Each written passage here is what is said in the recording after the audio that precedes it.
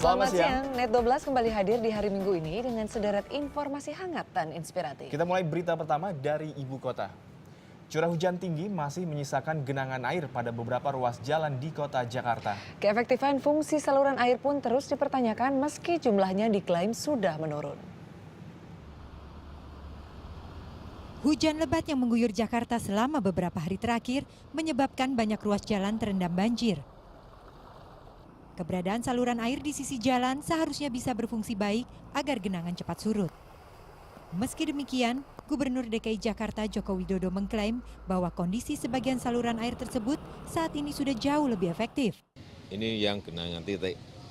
Artinya ya contoh lah dulu kalau di Sudirman Tamrin ini kalau udah baru hujan sebentar udah tergenang. Sekarang coba dilihat hujan sehari aja udah enggak. Ini yang contoh, yang lain juga saya kira banyak seperti itu. Jumlah titik genangan air di akses jalan protokol ibu kota tercatat telah berkurang sekitar 50%. Jika tahun lalu terdapat 75 titik, tahun ini turun menjadi 34 titik. Tidak optimalnya fungsi drainase, salah satunya berimbas pada ruas jalan TB Simatupang, Jakarta Selatan. Akibat gorong-gorong tak mampu menahan derasnya aliran air pasca hujan lebat, jalan ini pun ambles pada 13 Januari lalu. Masih di Jakarta Selatan, kondisi gorong-gorong di kawasan Bukit Duri dan Gatot Subroto juga sudah tidak memadai. Hal ini akibat tingginya kebutuhan jaringan utilitas lantaran banyaknya bangunan yang menjulang di kawasan tersebut. Selain itu, jaringan utilitas juga kerap ditemukan bersimpangan dengan saluran air, sehingga sampah yang terhambat dalam saluran tersebut menyebabkan air meluap ke jalan. Terkait permasalahan ini, solusi pengembangan jaringan utilitas terintegrasi tengah dicanangkan.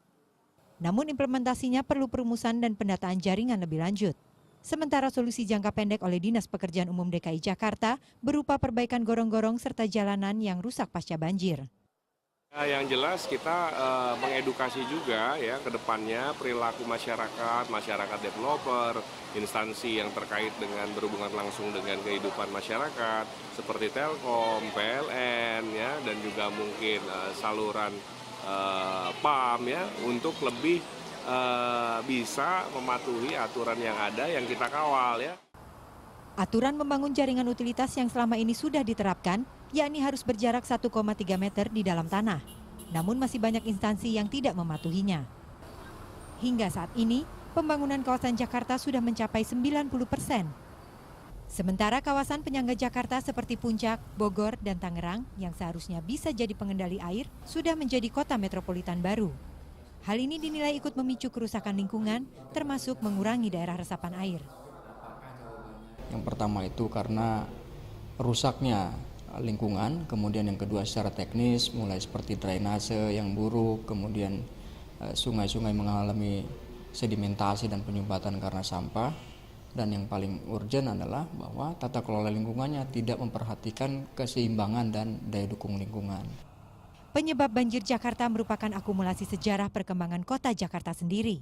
Sementara tidak berjalannya sistem drainase secara optimal, turut memicu timbulnya genangan air pada ruas jalan. Tim Liputan melaporkan untuk NET.